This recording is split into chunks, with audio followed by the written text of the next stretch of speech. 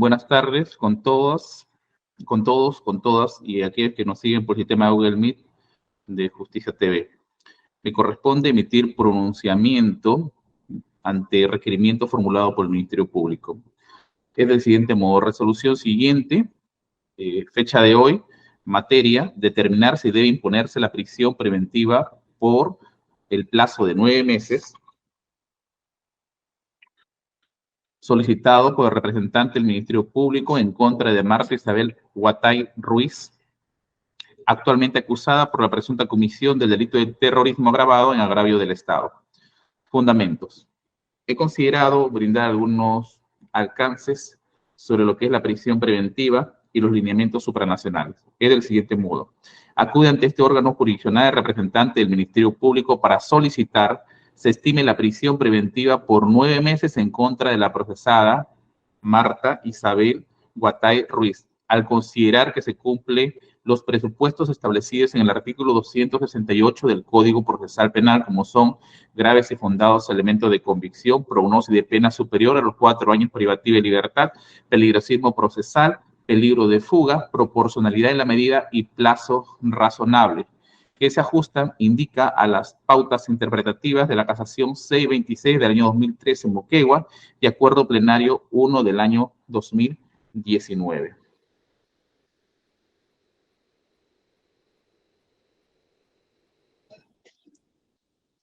Último, que define a la prisión preventiva como una institución procesal de relevancia constitucional que, como medida de coerción de carácter, priva procesalmente la libertad personal a un imputado por el tiempo o imputada por el tiempo determinado legalmente previsto y judicialmente, con 3 aspectos que corresponde resaltar.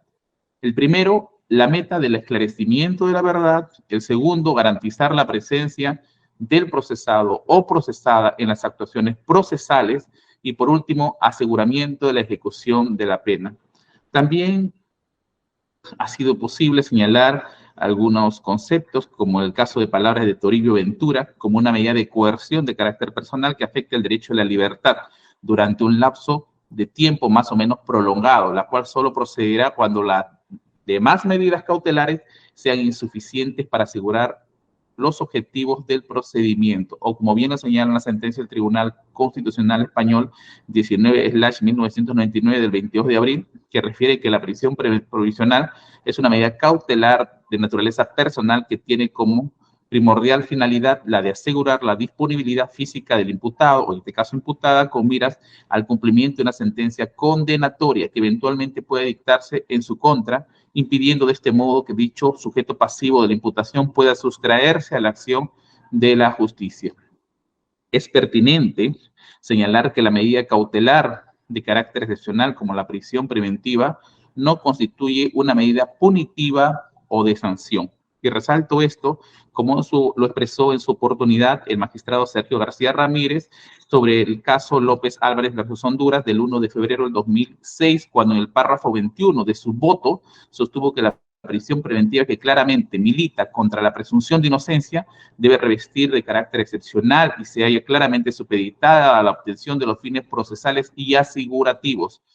que 8 años después, en la jurisprudencia interpretada vinculante del propio sistema interamericano del caso Norín Catrimán del 29 de mayo del 2014, en el párrafo 311, señala que nos encontramos ante una medida de coerción y no punitiva, porque está dirigida a lograr los fines legítimos razonablemente relacionados al proceso penal en curso.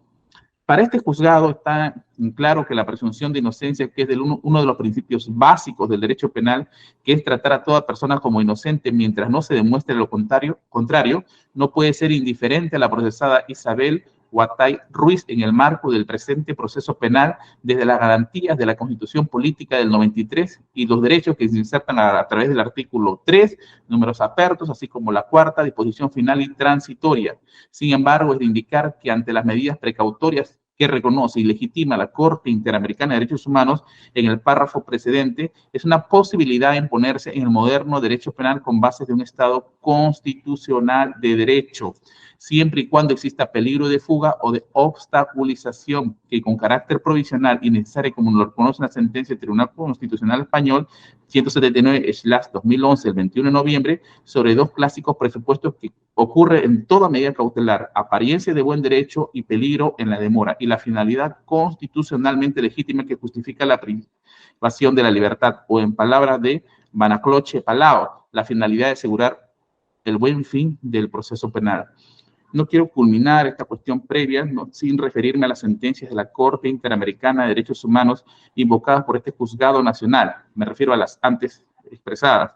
Son de cumplimiento obligatorio, basadas en el control de la convencionalidad. Importante lo citado por el ex juez de la Corte Interamericana de Derechos Humanos, Sergio García Ramírez, que en su ponencia sobre este tema expuso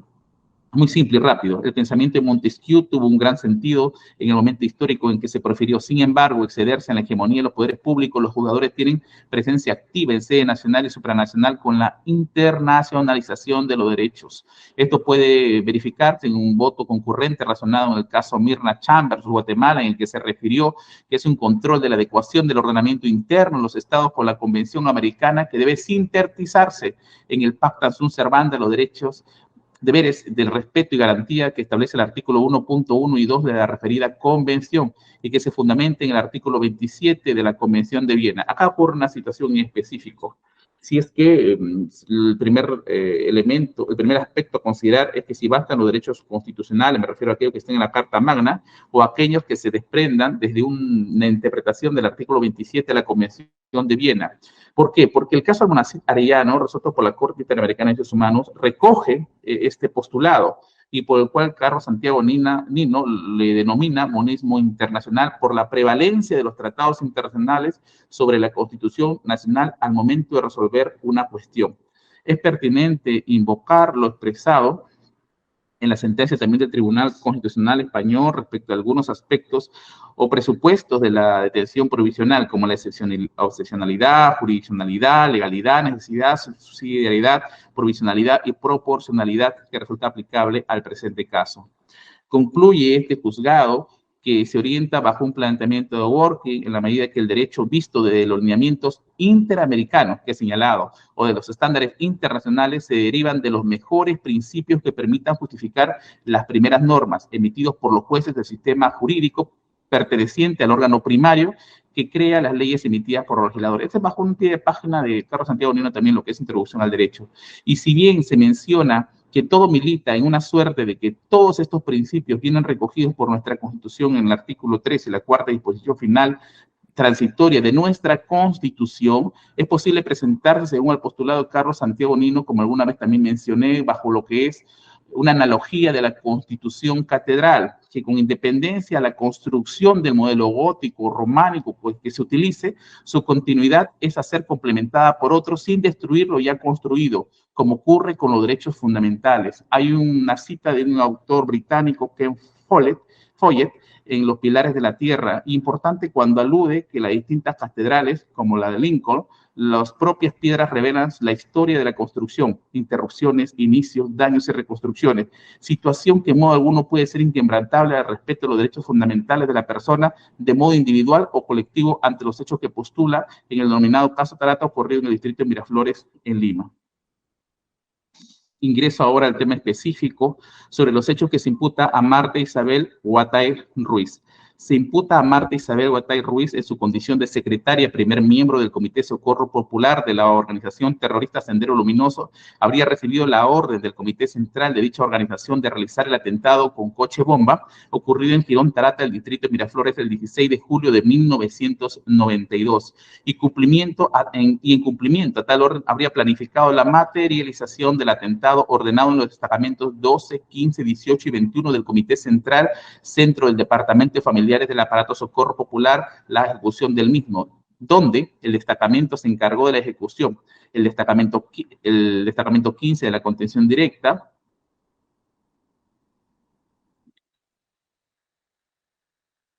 y los destacamentos 18 y 21 de la contención externa. Atentado en el cual se usó un vehículo con 500 kilos de dinamita que al detonar causó la muerte de 17 personas.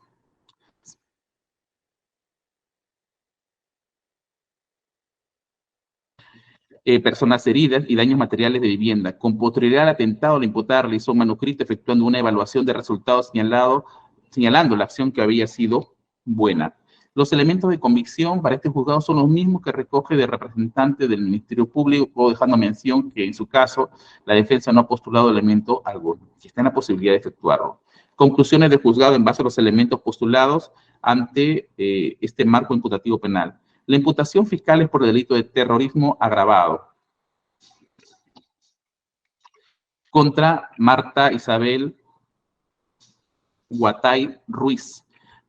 Es que desde su condición de primer miembro del Comité de Socorro de la organización terrorista Sendero Luminoso recibe la orden del Comité Central para realizar el atentado con coche bomba que se produjo el 16 de julio de 1992 en Tarata, Miraflores, que planificó con la orden de los destacamentos 12, 15, 18 y 21 del Comité Zonal de Centro Departamento Familiares Aparato de Socorro Popular ejecutado. El atentado se encontró en su domicilio un manuscrito que habría escrito en el que se señaló que la acción habría sido buena. Para el análisis acerca de los elementos de convicción se utilizará lo que es el artículo 158 del Código Procesal Penal bajo los dos aspectos. El inciso 2, que establece que la declaración de los testigos de referencia, arrepentidos y colaboradores solo con otras pruebas, pero preciso que se trata de elementos de convicción porque el mismo texto procesal hace mención a la medida de coerción para ser impuesta. Y en su caso también evaluar lo que es prueba, en todo caso elementos por indicios,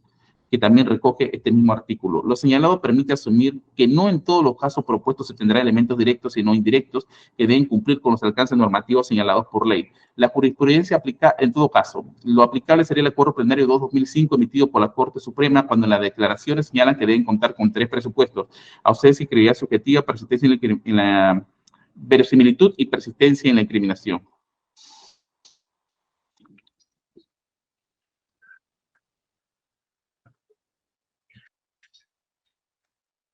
Este último supuesto se evalúa de conformidad con la sentencia 38/2008, sección segunda de la Audiencia de Navarra, proceso sumario ordinario 426/2016, referido al caso Manada. En la página 31 señala que, tomando como referencia la sentencia del Tribunal Supremo 2787/2017 del 30 de noviembre y con cita en la sentencia del Tribunal también Supremo 343 del 13 del 30 de abril, supone la ausencia de modificaciones esenciales en las sucesivas declaraciones prestadas por la víctima, testigo o imputado sin contradecirse ni desdecirse. Se trata de una persistencia material en la incriminación valorable, no meramente un aspecto formal de repetición de un disco lección aprendida, sino en constancia sustancial con las diversas declaraciones, manteniendo un relato de necesaria conexión lógica entre sus partes. Para el análisis de los elementos de convicción corresponde segmentar la imputación penal en 3 tópicos, para identificar los pertinentes elementos del que se analizará cada tópico como se expone en el siguiente discurso justificativo. El primero, para acreditar que la procesada Marta Isabel Guatay Ruiz tenía la condición de secretaria de Comité Socorro Popular para el año 1992 y su proceder de este comité se cuenta con la declaración del PNP Humberto Laguna Ibáñez de folios 1048. En la respuesta 10 señala que de acuerdo a la documentación que en estos actos terroristas se conocía quien dirigía Socorro Popular era Marta Guatay, que el testigo Alberto Ramírez Durán, en la ampliación de su declaración en folios 802 del 1 de agosto del 2019, la reconoce como camarada Rosa, que era la secretaria del Comité de Socorro Popular. En la pregunta 4, y según el atestado policial 231 de Incote, que se reproduce en la sentencia del 11 de septiembre del 2018 de la Sala Penal Nacional, en folios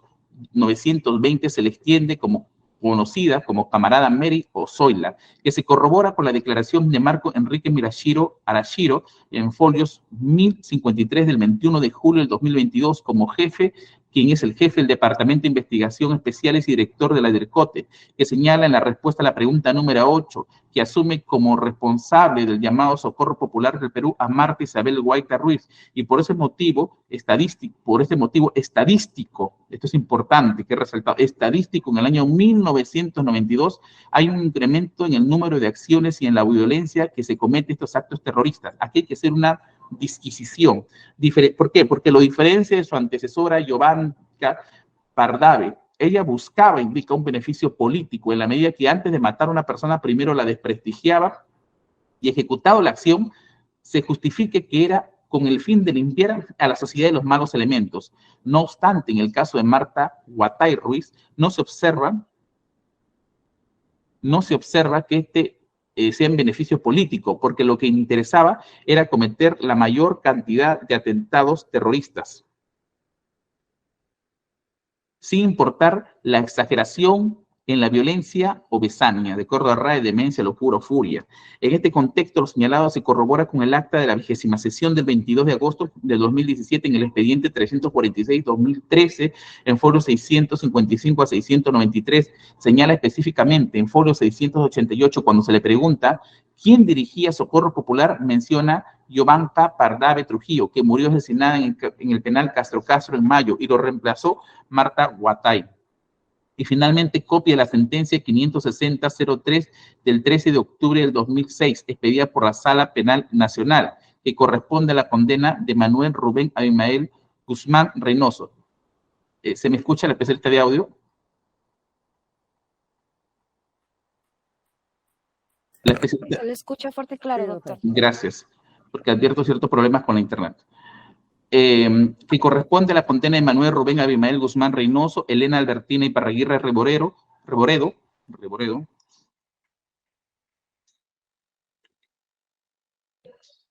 Marta Isabel Guatay Ruiz y otros, que Socorro Popular se tornó en un órgano de realización de acciones violentas, logrando alcanzar mayor nivel que el Comité Regional Metropolitano. También se reitera que el Comité Socorro Popular se dividió en 3 aspectos organizativos: partido, ejército y frente, militarizándose poco después a fin de formar destacamentos encargados de la realización de atentados y aniquilamientos selectivos, como la pertenencia de Marta Isabel Guatay Ruiz ser miembro del comité en folio 386, que en el Departamento de Defensa se encargaba de la defensa legal de los detenidos por terroristas, por el que se condenó a Guatay Ruiz a 25 años de pena privativa de libertad, que fue ratificada por la resolución 14 de diciembre del 2007. El segundo tópico a evaluar es para acreditar que la procesada Marta Isabel Guatay Ruiz, en su condición de secretaria del Comité Socorro Popular para el año 1992, recibió la orden del Comité Central para el Atentado Tarata en Miraflores. Se cuenta con el acta de la 24ª sesión del 22 de agosto del 2007 en el expediente 346-2013 de folio 655-710, que contiene la declaración de Óscar Alberto Ramírez Durán. Precisamente en folio 683 señala, ante la pregunta si el Comité Central mantenía comunicación con Socorro Popular, responde que sí. Lo del departamento familiar de Socorro, que hicieron el coche bomba de Tarata y tenían una relación muy estrecha con Socorro Popular, y tenía que serlo porque estaban en Lima. Se refiere a la dirección central Guzmán e Iparraguirre. A esto se agrega que refiere que Guzmán tuvo conocimiento y era su prerrogativa, porque como él lo dijo, tenía que saber qué iba a hacer y dónde se iba a hacer, porque podía afectarlo por la coyuntura política que se vivía en el 92 y porque Gein comenzó a detener a una serie de dirigentes y recopilar información. Lo declarado con el presupuesto de persistencia en la incriminación del Acuerdo Plenario 2-2005, y como mencioné en líneas precedentes con la sentencia del Tribunal Supremo 787/2007, con cita de la sentencia también 343-2013 del caso La Manada, que existe un relato con necesaria conexión lógica entre sus diversas partes, más que una acción repetitiva. Se tendría en todo caso la declaración del testigo Alberto Ramírez Durán en la ampliación de su declaración testimonial de folios 802 del 1 de agosto del año 2019. Señala en la respuesta de la pregunta, en la pregunta 7, en folios 803, a modo de precisión, ante lo declarado en el año 2017, que la acción de Tarata fue dispuesto por Abimael Guzmán, porque radicando en Lima estaba al tanto de las acciones que realizaba Socorro Popular y el Comité Metropolitano, porque radicar en Lima y hacer las reuniones del comité, estas no podían ser puestas en riesgo. Estas no podían ser puestas en riesgo.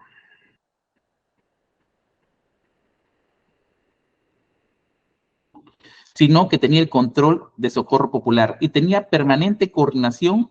con ambos comités, y que, como lo refirió en la respuesta 2 en folios 802, que conoció, y esto es importante también resaltarlo, a Marta Guatay en una reunión en el Buró Político del Comité Central que manejaba Guzmán con Iparraguirre.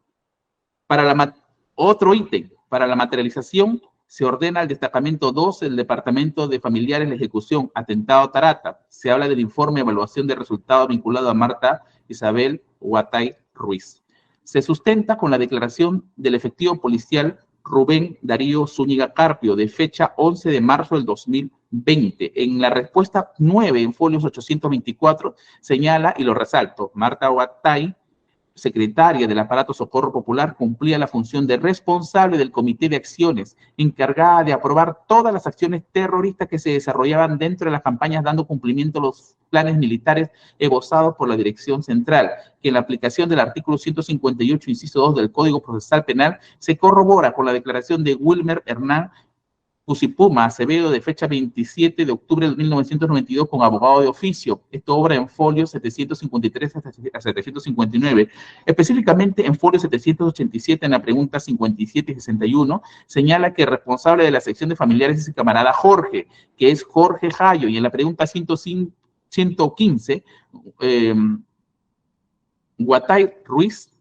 es responsable de Socorro Popular, y por eso Óscar Alberto Ramírez Durán, en su declaración del 1 de agosto del 2019, en la pregunta número 4, en folios 802, señaló, y lo resalto, camarada Rosa Marta Huatay tuvo que transmitir este plan de acción a quienes tenían que ejecutarlo. Fueron los integrantes del aparato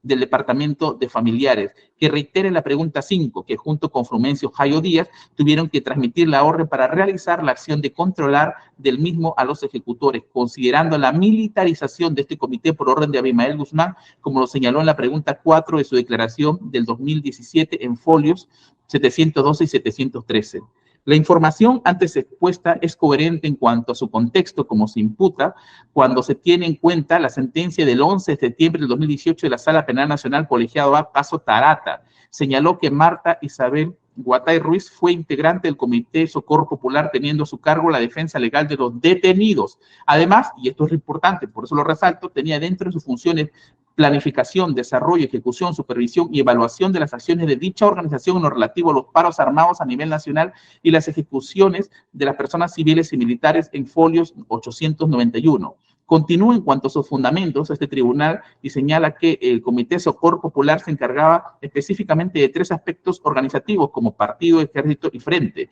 y se militarizó para formar destacamentos encargados de atentados y aniquilamientos selectivos, que en folio 903, según Carlos Enrique Mora La Madrid, señala que en el atentado de Tarata participó el destacamento 12, y eso lo resalto, y 15, y en la página 905 señala el colegiado que el destacamento especial 12 de la zona centro de Lima del Departamento de Familiares que pertenece a Socorro Popular, quien participó en la preparación del coche bomba. En folios 881 se indica que Juanito Guillermo Orozco Barrientos elaboró el nitrato que fue usado en la calle Tarata, y en folios 882 se acreditó que existe una orden jerarquizada que se cumplía los lineamientos del Comité Central, máximo órgano de Sendero Luminoso, como se acreditaron y se acreditó en esta sentencia también con las muertes, con las actas de defunción de 17 personas y 155 heridos que obran en folios 883 y 884 respectivamente. Finalmente, en la muestra M16 de folios 920 se indica que se encontró un balance de acciones terroristas efectuadas en la ciudad de Lima en julio de 1992 que constituye una relación del atentado de Tarata en el sentido que la acción es buena, así se indicó. Esto fue en el inmueble de la procesada. Todo lo señalado en el que fueron condenados en el caso Tarata, Manuel Rubén Abimael Guzmán Reynoso, Elena Iparraguirre, Albertina Iparraguirre Reboredo y otros por terrorismo agravado a cadena perpetua. Si bien es cierto, ha sido confirmado en parte por la Sala Penal Permanente en el recurso de unidad 530 del 2019, del 6 de diciembre de 2021, pero con la precisión que se declaró extinguida la acción penal en el caso por la muerte de Manuel Rubén Abimael Guzmán Reynoso y en el caso de Iparraguirre Reboredo, señaló que no era posible imponerse una segunda cadena perpetua, aunque esto no significa que la conducta quede impune, solo que no es posible, de acuerdo al sistema procesal, que exista la concurrencia de 2 cadenas perpetuas. Por último, todo esto se corrobora con el acta de registro domiciliario de fecha 20 de octubre del año 1992 en el domicilio de la internida Marta Huatay Ruiz. Hay 2 importantes elementos. Manifiesto la parte que la resolución va a ser publicada inmediatamente. En esta resolución, ¿qué se tiene aquí? En la resolución aparecen 2 fotografías que se ha seleccionado. Uno de un informe que fue encontrado, de un informe, todo ese manuscrito que fue encontrado en su domicilio y donde se señala agitación, vamos a ver un momento.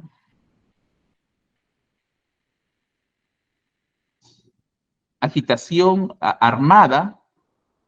combate guerrillero, aniquilación. En cuanto a la convocatoria, aparece una serie de numeraciones en cuadros como disparos armados y también un manuscrito donde se indica de la acción en Miraflores, este es el caso Tarata, donde se menciona el objetivo que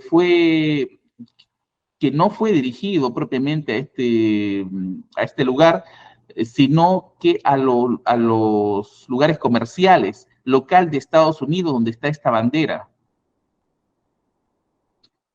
En todo caso, con estos elementos que se encontró un informe de literatura de carácter terrorista entre sus folletos, volantes y el informe como se aprecia en folios 812 u 812 al 814, se tiene una figura gráfica de las tablas que tiene como título en cuanto a la convocatoria y subtítulo agitación y propaganda armada, sabotaje, aniquilamiento, combate guerrillero, en el que se da una valoración por la cantidad. Por ejemplo, se hace mención a 4 carros, 2 en peaje, etc. Asimismo, se tiene un manuscrito que habla sobre la acción de Miraflores, indicando residencia de la gran burguesía, y el objetivo de la acción es dirigida a la serie de bancos local de Estados Unidos. Por ello se aprobó como un buen plan. La dirección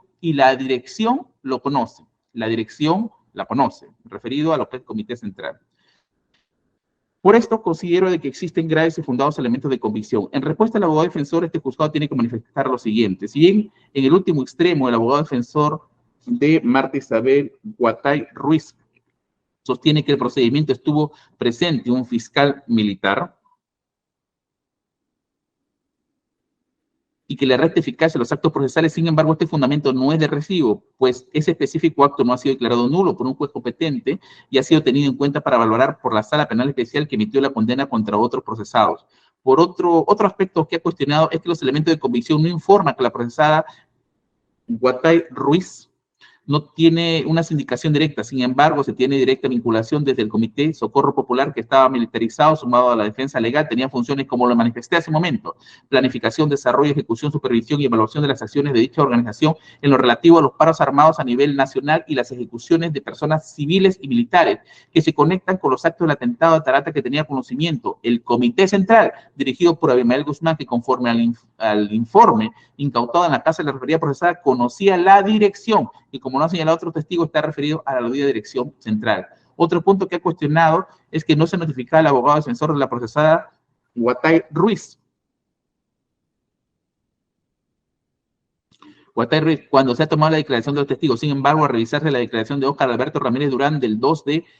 octubre del 2017, se tiene que la referida procesada contaba con el letrado por registro Colegio de Abogados del Callao 7875, quien no formuló pregunta, así expresamente lo señaló el Ministerio Público. En la declaración de ampliación de declaración de Óscar Alberto Ramírez Durán del 1 de agosto del 2019 se emplazó la Providencia 04, programación de diligencia del abogado asignado por la procesada Guatay Ruiz en el Girón Lampa 1147, Mesamine, segundo piso, y en la casilla judicial 2737. Y luego se ha tenido como abogada de la referida procesada a Mayra Vanessa Gutiérrez, según el escrito de fecha 12 de mayo del año 2021. Esta situación en nada afecta a los graves y fundados elementos de convicción que ha concluido estar presente este juzgado nacional. En cuanto a la prognosis de la pena, el representante del Ministerio Público postula que la pena imponer a la procesada Marta Isabel Guatay por el delito de terrorismo agravado es de cadena perpetua, según lo señalado en el segundo párrafo literal A del artículo 3 del decreto de ley 25.425.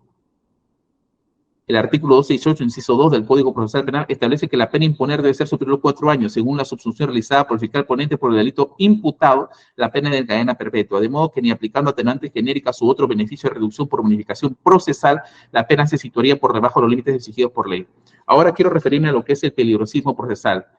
4.1 señala lo que es arraigo domiciliario, laboral y de posesión. Según la fecha RENIEC, tiene domicilio la procesada en la calle Domingo Ponte 657, distrito de Magdalena del Mar, Lima. Sin embargo, conforme a la diligencia de fecha 15 de enero de 2021, se entrevistó con el ciudadano Jorge Valentín Bela Alvarado con DNI 006776534, quien como propietario del año 2008 señala que la referida procesada no vive en el lugar. Respecto al arraigo laboral, se desconoce la actividad que desarrolla y si bien la procesada es abogada, como se verifica en la consulta del Colegio de Abogados de Lima, es inactivo, lo que resta sustento laboral. El Estado es inactivo. En cuanto al arraigo familiar, no se establece que tenga familia que dependa de ella y que le arraigue a un determinado lugar. Se suma a que también la Corte Suprema desarrolló en la casación 631-2015, Arequipa, Fundamento Jurídico 4, un arraigo de posesión por relación a los bienes que posea, pero se tiene que la procesada no tiene bien alguno. A todo esto se analiza en el contexto de que con el oficio 7.235-2022, migraciones del 2 de agosto de 2022, que obra en folio 1069, se indica que abandonó el país con destino a la República de Argentina del 4 de julio del 2022, que como refirió el fiscal ponente, fue 28 días antes de la formalización, lo que ratifica su falta de arraigo en nuestro país. Y si bien el abogado defensor señala que tiene derecho a desplazarse a otros países, no se encuentra en discusión este derecho, sino que su comportamiento de docencia en el marco de un proceso penal de que conocía, como se verifica el apersonamiento de su abogado desde tiempo atrás del 1 de octubre del 2007, según el escrito con ingreso 8.872-2003, lo aleja de todo arraigo y fundamenta en mucho un peligrosismo procesal. En cuanto a la gravedad de la pena y el daño causado, la magnitud del daño causado en cuanto a su análisis debe orientarse por una mayor grado de lesividad al bien jurídico, lo que es razonable porque como lo manifestó un profesor de la Universidad Salamanca, Arostegui Moreno, el bien jurídico juega un papel relevante porque las conductas incriminadas afectan negativamente las funciones y estructuras sociales, que puede valorarse de un modo cautelar.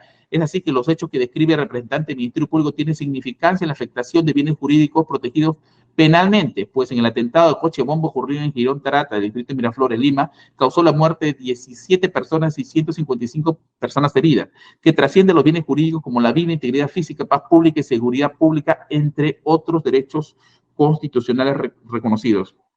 Entonces, ante una insuficiencia de arraigo laboral, arraigo domiciliario, arraigo familiar, ausencia de bienes que lo constriñan a investigar el proceso penal, sumado a la magnitud del daño causado, y que se cumplen los estándares del informe 297 de la Corte Interamericana de Derechos Humanos, es decir, tengo otros aspectos a valorar, y finalmente, como última ratio, lo que es la pena, existe peligrosismo procesal. En cuanto al principio de proporcionalidad, eso está sustentado por el artículo 253, inciso 2 del Código Procesal Penal, y el artículo 4, el título preliminar también del mismo código adjetivo, donde indica el respeto, el constructo de lo que es la proporcionalidad y también indicada en la casación C23 del año 2013 Moquegua. 3 subprincipios a desarrollar. En cuanto a la idoneidad, la prisión preventiva impuesta a la procesada Guatay Ruiz es un medio permitido por la Constitución, así lo señala el artículo 2, inciso 24, acápite F, que indica que la detención se puede dar por un mandato de un juez competente.